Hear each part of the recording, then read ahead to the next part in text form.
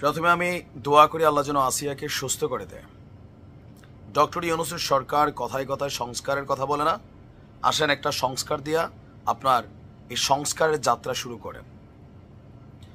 আসিয়ার যারা অপরাধী আছে এর সাথে বাংলাদেশে এ যাবৎকালীন গত 5ই আগস্টের পর বা এর আগে যতগুলো ধর্ষণের ঘটনা ঘটেছে সেই ঘটনাগুলোই যারা দোষী প্রমাণিত হয়েছে এদের প্রত্যেককে পাবলিক প্লেসে সরাসরি জনতার হাতে দিয়ে দিতে হবে। তবে জনগণ ধৈর্যই তাকে শেষ করে ফেলবে না, তাকে ঝুলাইতে হবে বাঁশের মধ্যে অথবা ক্রসের মধ্যে।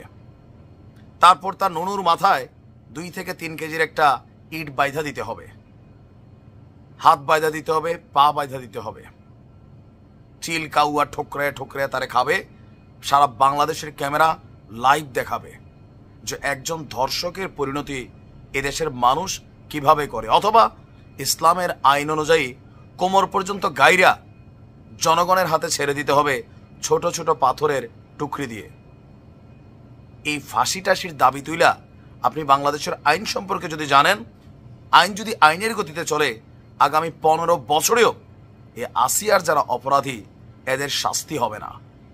এদের শাস্তি হোক না হোক, এই যে অথর্ব একজন উপদেষ্টা আছে জাহাঙ্গীর, পাশার নিচে ফেভিকল লাগাইয়া এই যে স্বরাষ্ট্র উপদেষ্টার চেয়ারটার মধ্যে বসছে, এত পরিমাণ আঠা লাগছে এখান থেকে উঠতেই চায় না। গতকালকে রাত থেকে ঢাবি সহ সারা বাংলাদেশ যেখানে উত্তাল, সেখানে এই জাহাঙ্গীর সে বাসার মধ্যে আছে কিনা আমার সন্দেহ লাগছে। 100% শিওর এই উপদেষ্টা বাসা ছেড়ে পালিয়েছে, নয়তো কোথায় এই জাহাঙ্গীর। আপনারা আগামী দিনকে দেখাবেন যে কিভাবে রাষ্ট্র চলবে। এই 6 মাসের উপদেষ্টা পদ থেকে পাছা উঠে না, পদত্যাগের চিন্তা আসে না, তাহলে এই সংস্কার যেই সরকার করবে এদের মাধ্যমে আগামী দিনে কি এক্সাম্পল ক্রিয়েট হবে। আমি চাই সংস্কারের শুরুটা আসিয়া সহ যারা ভিকটিম আছে, তাদের অপরাধী যারা, তাদের মাধ্যমে ডক্টর ইউনূস শুরু করুক। আইন আছে, এখন তো শেখ হাসিনা নাই, এখন ডক্টর ইউনূস আছে ফেরেশতা। তো একটা ফেরেশতা কাজ শুরু করুক। এটা যদি না হয় তাহলে এই দেশ আজীবনের জন্য অপরাধী হয়ে থাকবে। আমি আশ্চর্য হই, মানে কোন আইনের বলে এরা আসলে এত লম্বা সময় আমার আপনার ট্যাক্সের টাকায় জেলের মধ্যে বৈশা ভাত খাওয়ার সুযোগ পায়। প্রত্যেকটা অপরাধী আপনি দেখেন, এই ধর্ষক যারা আছে, এই যে জেলের খাবার কই থেকে যায়, আমি আপনি যে ট্যাক্স দেই এই ট্যাক্সের টাকা এরা ভাত খায়। ভাবতে কেমন লাগে যে আসিয়ার মাঠটা খায়, আসিয়ার যারা অপরাধী আছে এরা আজকে ভাত খাচ্ছে। 4 জন নাকি গ্রেপ্তার হয়েছে। দেখেন, আমার শব্দটা হয়তো উস্কানিমূলক হবে, যদি এই সিস্টেম কার্যকর করা না হয় তাহলে আওয়াজ উঠাতে হবে কারাগার ভাইঙা আসিয়ার এই অপরাধীদেরকে জনগণ ছিনিয়ে নিতে হবে, যেমনটা আমরা 5ই আগস্টের আগে দেখছি।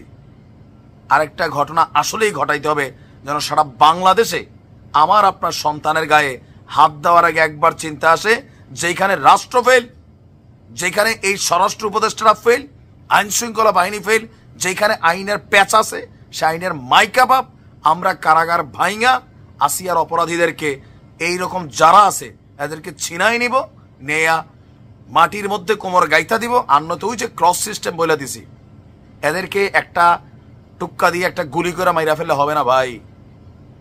দিন রাত এরা জিন্দা থাকবে, এরা মৃত্যু কামনা করবে, কিন্তু এদের মৃত্যু হবে না। সারা পৃথিবী দেখবে। আপনি বিশ্বাস করেন, একটা শাস্তি জাস্ট এই ওয়েতে দিয়া দেখেন।